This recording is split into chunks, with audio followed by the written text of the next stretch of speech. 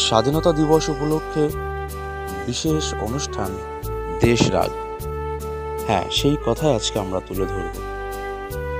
স্বাধীনতার গৌরবময় প্রভাতে নির্মল আকাশের নিচে সকাল 10টায় জাতীয় পতাকা ও সংস্থার পতাকা উত্তোলনের মধ্য দিয়ে সূচনা হয় আমাদের বহুল প্রতীক্ষিত আয়োজন বিশেষ অনুষ্ঠান দেশরাগ। পতাকার রঙে ভেসে উঠেছিল স্বাধীনতার মহিমা, আর মঞ্চে মূর্ছনা তুলেছিল শিল্পী ও সাহিত্যের নান্দনিক উপহার। দেশাত্মবোধে উজ্জীবিত নৃত্য, সুরেলা সঙ্গীত, আবেগঘন আবৃত্তি, অনুপ্রেরণামূলক বক্তৃতা ও জ্ঞানের দীপ্তিতে ভরপুর কুইজ, প্রতিটি আয়োজনই যেন ফুটে উঠেছিল স্বাধীনতার প্রতি গভীর শ্রদ্ধা ও অকৃত্রিম ভালোবাসা।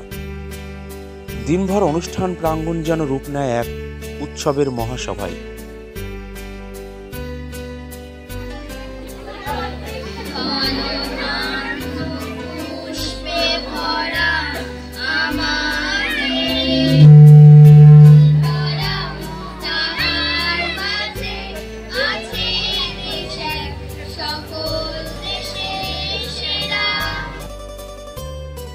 নমস্কার। কবিতা স্বাধীনতার গান।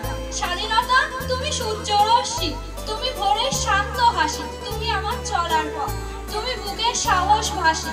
একদিন ছিলাম বন্দি আমি, জঞ্জালে ভরা ঘর ছিল কাটা, সেই আধারে দীপ জ্বালাতে বীরেরা দিল প্রাণের ভাটা।